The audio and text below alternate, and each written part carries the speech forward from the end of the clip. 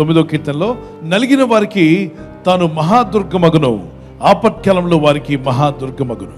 The lord a refuge for the oppressed, a refuge in times of trouble.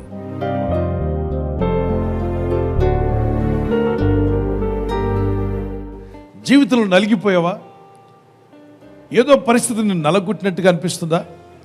నీకున్న స్థితిగతులు నిన్ను నలిపేస్తున్నట్టుగా, నిన్ను కృంగదీసినట్టుగా, నీకు ఉండాల్సిన విలువలు లేకుండా, నీకు రావాల్సిన సహాయం రాకుండా, నువ్వు పొందవలసిన సహాయం నువ్వు పొందకుండా, నలువైపుల నుండి నీ పరిస్థితులను నలిపివేస్తున్నట్టుగా అనిపిస్తుందా? నలిగిపోతున్నావా? విరిగి నలిగిన మనసును దేవుడు అలక్ష్యమో చేయడట. విరిగి నలిగిన మనసు ఆయనకి ఇష్టమైన బలులు అన్నాడు. ఏదో పెద్ద బలి నువ్వు చేయనక్కర్లా. విరిగిన మనసుతో ఆ నలిగి పరిస్థితుల్లో కూడా నువ్వు ప్రార్థించడం ప్రారంభిస్తే దేవుడు నీ ప్రార్థన అలక్ష్యం చేయడు. తప్పనిసరిగా నీకు, నీ కుటుంబానికి జవాబు రాబోతుంది. ఈ స్థితిలో నాకు ఎవరు సాయం చేస్తారంటున్నావా? 9వ కీర్తన 9వ వచనం మాట్లాడుతుంది, నలిగిపోయిన వారికి ఆయన మహాదుర్గమగునట. దేవుడు దుర్గంగా నిలబెడతాడట, ఒక రెఫ్యూజ్గా. రెఫ్యూజీస్ క్యాంప్స్ అంటారు ఇతర దేశాల్లో. మరి అనేక ప్రాంతాల్లో ఒత్తిడి కలిగినప్పుడు, యుద్ధాలు జరిగినప్పుడు, ప్రజలు ఎటుపోవాలని అర్థం కానప్పుడు వారు ఇల్లు విడిచి, గూడు విడిచి తిరిగే పక్షుల్లాగా ఇల్లు విడిచి పారిపోవాల్సిన పరిస్థితి. చక్కగా హ్యాపీగా జీవిస్తున్న దేశం, నాకు ఏ చింత దిగులు లేదు, ఉద్యోగం ఉంది, ఇల్లుంది, బళ్ళున్నాయి, నా పిల్లల్ని చదివించుకోగలను, మాకు పొలాలున్నాయి, అంత హ్యాపీగా ఉన్నాము అనుకున్న వాళ్ళకి సడన్గా వాళ్ళ ఇల్లు వదిలి, వారి పొలాలు విడిచిపెట్టి, వారి ఫ్యాక్టరీలు, కంపెనీలను మూసేసుకొని పారిపోవాల్సిన పరిస్థితి ఉక్రెయిన్కి వచ్చింది. చక్కగా సెటిల్ అయిపోయామనుకున్నారు, ఇళ్ళున్నాయి, వాహనాలున్నాయి, చక్కని పొలాలున్నాయి, మాకేం తక్కువ అనుకున్నారు. మరి రష్యా నుండి ఒక భయంకరమైన యుద్ధం వారి మీదకి రాబోతుందన్న సంగతి వారు ఊహించలేదు. పుతిన్ అనేవాడు ఈర్ష్యతో రగిలిపోతూ ఆ దేశం మీదకు బాంబులు వేస్తాడని, మరి మిలిటరీ మీదే కాకుండా సివిలియన్స్ మీద కూడా బాంబులు వేస్తూ, సివిలియన్స్ కట్టుకున్నటువంటి ఆ డ్యాములు పగలగొడుతూ, నీళ్ళన్నీ వాళ్ళ ఇళ్ళ మీదకి వచ్చేలాగా సైన్యం అంతటిని ఆ దేశం మీదకు పంపించి, ప్రజలను ఉక్కిరిబిక్కిరి చేసి, ఎటుపోవాలో అర్థం కాని పరిస్థితి ఏర్పాటు చేసి, ర్యాకెట్స్తో దాడి చేసి, ఇల్లున్న వాళ్ళు ఇల్లు లేని వారు అయిపోయారు, పొలాలున్న వారు పొలాలు లేని వారు అయిపోయారు. ఫ్యాక్టరీలు, కంపెనీలు, అప్పుడే స్టార్టప్ కంపెనీ పెట్టిన వాడు ఏమీ లేకుండా అన్ని పోగొట్టుకున్నాడు. ఉన్నదంతా తీసుకెళ్లి బిజినెస్లో పెడితే అది కోల్పోయారు. మన దేశం నుండి అనేక మంది డాక్టర్లు చదవడానికి ఉక్రెయిన్ దేశంలో చదవడానికి వెళ్ళారు పిల్లలు, స్టూడెంట్స్.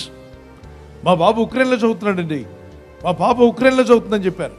కొందరు రష్యాలో చదువుతున్నారు, కొందరు ఉక్రెయిన్లో, కొందరు చైనాలో, కొందరు ఫిలిప్పీన్స్లో చదువుతున్నారు. మంచిదే. కానీ హఠాత్తుగా ఉక్రెయిన్లో చదివే పిల్లలందరికీ కూడా ఇబ్బంది కలిగింది. ఆ దేశ నాయకుడు చెప్పాడు, మీ దేశాలకు వెళ్ళిపోండి అన్నాడు. అయ్యో, మా చదువులేంటి, మాకు డిగ్రీలు ఎవరు ఇస్తారు, ఫైనల్ ఇయర్లో ఉన్నాం, మీకు ఎగ్జామ్ రాయిపోతున్నాం, ఈ టైంలో మాకు ఇదేం పరిస్థితి. అనుకోని పరిస్థితులు ఏర్పడ్డాయి. అనుకోకుండా కొన్నిసార్లు నలిగిపోయిన పరిస్థితి, అనుకోకుండా, ఊహించకుండా కొన్నిసార్లు ఇబ్బందులు ఎదురవుతుంటాయి. నువ్వు ఊహించని ఇబ్బందులు నీకు ఎదురైనప్పుడు, నువ్వు ఆలోచించినటువంటి, ఒక ఇమాజిన్ చేయలేదు ఎప్పుడు కూడా, ఇలాంటివి జరుగుతుందని నువ్వు అనుకోలేదు, అలాంటి పరిస్థితి నీకు ఎదురైనప్పుడు ఏం చేయాలి? దేవుడు చెప్పిన వాగ్దానాన్ని జ్ఞాపం చేసుకో. ఆయన వాగ్దానం ఎత్తి ప్రార్థన చేయి. దుర్గము అంటే పిల్లరా ఒక ఎత్తైనటువంటి టవర్ లాంటిది. పాత నిబంధన కాలంలో ఏదన్నా తప్పు జరిగినా, ఏదన్నా పొరపాటు జరిగినా, ఇతను పొరపాటు వల్ల అవతల వ్యక్తిని చంపాలనుకోలేదు, ఆ గోడను పడగొడుతున్నాడు పైనుండి, కానీ కిందన్న వాడి మీదకి పైనున్నవాడు పడేసిన రాయొచ్చి పడింది హఠాత్తుగా, యాక్సిడెంటల్లీ. ఊహించుకోలేదు, అలా ఇంటెన్షన్గా చేయలేదు. ఆ రాయి జారి పడగా ఆ వ్యక్తి ప్రాణం పోయింది. అప్పుడు ఇతన్ని పడేసి కొడతారు, చంపేస్తారు ఇతన్ని, ఎందుకంటే ఇతని పొరపాటు వల్ల అతను ప్రాణం పోయింది కాబట్టి. ఇతనైతే ఆ విధంగా అవ్వాలని ఊహించలేదు, ఊహించిన కార్యం ఎదురైంది. అప్పుడు ఇతనికి మరణశిక్ష రాకుండా ఇతను పరిగెడతాడు. ఆ ఆశ్రయపురానికి పరిగెత్తి అక్కడ బలిపీఠానికి కొమ్ములు ఉంటాయి. ఆ బలిపీఠ కొమ్ములు పట్టుకొని, ప్రభువా నన్ను క్షమించు, నా పొరపాటు వల్ల ఒక వ్యక్తి గాయం తగిలింది, నా పొరపాటు వల్ల ఒక వ్యక్తి, నా నిర్లక్ష్యం వల్ల ఒక వ్యక్తి జీవితం మీదకి హాని కలిగేలా చేశాను, నన్ను క్షమించవా, ఈ పాపిని మన్నించుదేవా అని ప్రార్థిస్తున్నప్పుడు ఆ బలిపీఠ కొమ్ములు పట్టుకొని ప్రార్థించేవాడిని కొట్టకూడదు, శిక్షించకూడదు, అతని మీదకి తీర్పులు తీసుకురాకూడదు.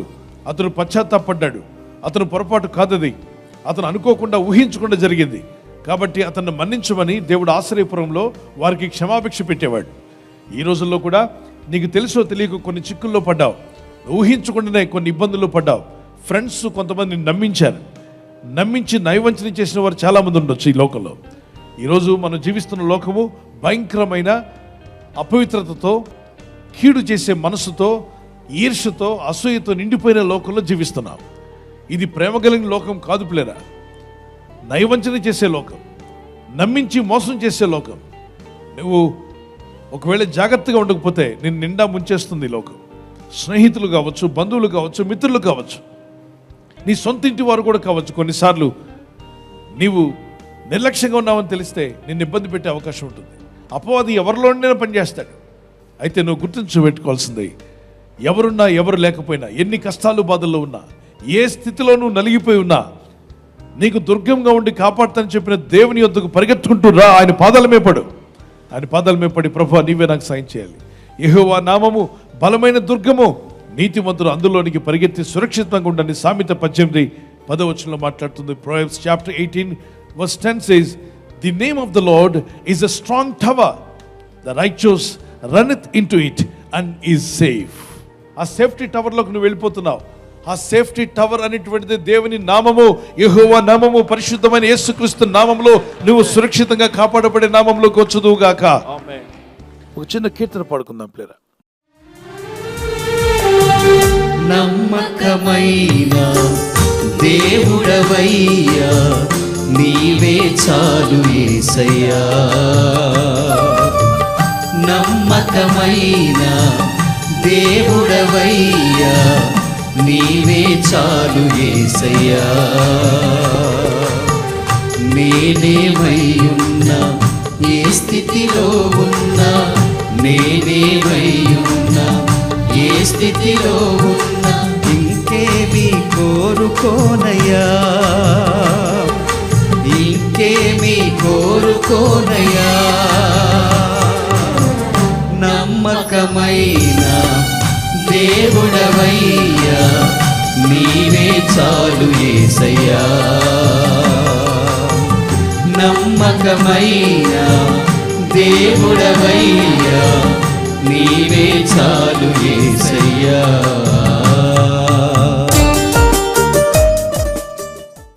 ఆశ్రయపురంలో పరిగెత్తినట్టుగా ఆపదలో, ఇబ్బందుల్లో, కష్టాల్లో ఉన్నవారు యేసయ్య నామములోనికి పరిగెత్తండి. ఎలా పరిగెత్తాను ప్రభు నామంలోకి అంటే ప్రార్థన ద్వారా, విశ్వాసం ద్వారా, నమ్మిక ఉంచి ప్రార్థించడం ద్వారా ఆ దుర్గమైన యేసుక్రీస్తు ప్రభు యొక్క ప్రొటెక్షన్లోకి నువ్వు వెళ్తున్నావు. ఆపదలో ఉన్నానని అనుకునే కొలది ఇంకా దిగజారిపోతావు. శ్రమల్లో ఉన్నానని కొలది నీ మనసు ఇంకా నలిగిపోతూనే ఉంటుంది. కనుక నీకు దుర్గముగా ఉన్న, నిన్ను కాపాడగలిగిన, నిన్ను లేవనెత్తగలిగిన, నిన్ను విడిపించగలిగిన దేవుని ఎందుకు పరిగెత్తుకుంటూ వెళ్ళు. ఆయన పాదాల మీద పడు. నిరాశ్రయుడిగా ఉంటే నీకు ఆశ్రయపురంగా దేవుడు ఉంటున్నాడు. నేను నిన్ను విడిపిస్తాను, నేను నిన్ను బలపరుస్తాను. అందరూ చేయి విడిచినా నేను నిన్ను చేయి విడవన్నాడు. ఆపత్కాలంలో నువ్వు ఉన్నట్లయితే నిన్ను కాపాడుటకు ప్రభు సిద్ధంగా ఉన్నాడు. ఆయన చెయ్యి చాపి నిన్ను, నీ కుటుంబాన్ని లేవనెత్తి నీకున్న ప్రతి ఆపదను నిన్ను విడిపించును గాక. ఆమేన్. అపాయంలో ఉన్నప్పుడు ఉపాయం ఇచ్చే దేవునికి మొరపెడుతున్నారా? మొరపెట్టండి. యేసునందు విశ్వాసం ఉంచి ప్రార్థన చేయండి. ప్రార్థన చేసుకుందాం. కళ్ళు మూసుకునండి. ప్రభు అయిన యేసు, నా జీవితంలో ఆశ్చర్యకారం జరిగించండి. ప్రభు, ఆపత్కాలంలో నమ్ముకునదగిన సహాయకుడు నాయన. ప్రభు, ఈ వాగ్దానం పట్టుకుని ఎవరైతే ప్రార్థిస్తున్నారో వారి జీవితంలో ఎదురైన ప్రతి ఆపద నుండి, శోధన నుండి, శ్రమ నుండి వారిని విడిపించి నీ సాక్షులుగా వారిని నిలబెట్టుకోమని వేడుకుంటున్నాను. ఆపత్కాలంలో మమ్మల్ని కాపాడుతానని చేసిన వాగ్దానాన్ని మీరు నెరవేర్చబోతున్నందుకు స్తోత్రాలు చెల్లిస్తున్నాను. ప్రభు, విడుదల పొంది, స్వస్థత నుండి, ప్రతి అపాయం నుండి మీరు తప్పించబడి నీ గురించి సాక్ష్యం ఇచ్చి నేను ఘనపరిచేవారిగా వీరిని, వీరి కుటుంబాలను దీవించమని వేడుకుంటున్నాను. మీరు ఎదుర్కొంటున్న ప్రతి శోధనలో వీరికి సహాయం దయచేయండి. ఆశ్చర్యకరమైన నీ హస్తము చాపి నీ ప్రజలను కూడా లేవనెత్తండి. ఈ దినము, ఈ వారంలో, ఈ నెలలో, ఈ సంవత్సరంలో ఎన్నెన్నో కార్యాలు చేయాలని వారు ఉద్దేశించి ఉండగా వారి ఉద్దేశంలో సఫలమవులాగున ఈ ప్రజలు చేస్తున్న ప్రయత్నాలు ఫలింపచేయండి. ఈరోజు ప్రార్థించి ప్రయత్నించబోతున్న శంకుస్థాపన అయిన, గృహప్రవేశమైన, ఒక బిజినెస్ ప్రారంభిస్తున్నా, ఉద్యోగ ప్రారంభానికి వెళ్తున్నా, ఒక మంచి కార్యక్రమాన్ని ప్రారంభిస్తుండగా, నేను వారి బిడ్డల వివాహం కొరకు ప్రయత్నాలు చేస్తుండగా వారు చేస్తున్న ప్రయత్నాలు ఫలించలాగున మీ దూతలకు ఆజ్ఞాపించండి. మీరు ఆజ్ఞాపిస్తే కార్యాలు జరుగుతానైనా. ప్రభు, ఎవరైతే అనారోగ్యం, బలహీనత అనే అంధకారంలో వారి జీవితం ఉన్నదో అటువంటి వ్యాధి రోగాలను వెళ్ళగొట్టి నీ వెలుగును ఉదయింపచేసి నీ గాయపడిన హస్తంతో వారి క్రిటికల్ సిచ్యువేషన్ నుండి, వ్యాధి రోగముల నుండి, రోగ పడకల నుండి వారిని లేవనెత్తి స్వస్థపరిచి నీ సాక్షిగా వారిని వాడుకోనైనా. ప్రయాణం చేసి బయటికి వెళ్తున్న వారు మళ్ళీ తిరిగి క్షేమంగా ఇళ్లకు వచ్చేందుకు సాయం దయచేయండి. మా ప్రయాణాల్లో నీ కాపుదలు ఇవ్వండి. ఎటువంటి యాక్సిడెంట్స్ కానీ, ప్రమాదాలు కానీ గురి కాకుండా నీ కాపుదల యేసు నామములో ప్రతి ఒక్కరికి కలుగునుగాక. ఆదుకొని వారిని స్థిరపరిచి బలపరచమని నజరేయుడైన యేసుక్రీస్తు పరిశుద్ధ నామములో అడిగి వేడుకొనుచున్నాను నా పరలోకపు తండ్రి. ఆమేన్. ఆమేన్. God bless you. ప్రభు మిమ్మల్ని దీవించును గాక. ప్రభు మనకిచ్చిన ఈ కృపావార్త, ఈ వాగ్దానం మనతోనే ఉంచుకోకుండా మనకు తెలిసిన ప్రతి కాంటాక్ట్కి షేర్ చేద్దాం. అనేకులు వారి ఆపదల నుండి కూడా వారు తప్పించబడి ఈ వాగ్దానం ఎత్తి వారు ప్రార్థిస్తుండగా లోకమందున్న దేవుని సహాయం వారికిని, ఈ వాగ్దానం షేర్ చేస్తున్న మీకును సహాయం కలుగును గాక. God bless you. బర్త్డే జరుపుకునే వారి గురించి కూడా ఈ దినం ఎవరిదైతే బర్త్డే ఉందో, may God bless them, may God provide all their needs.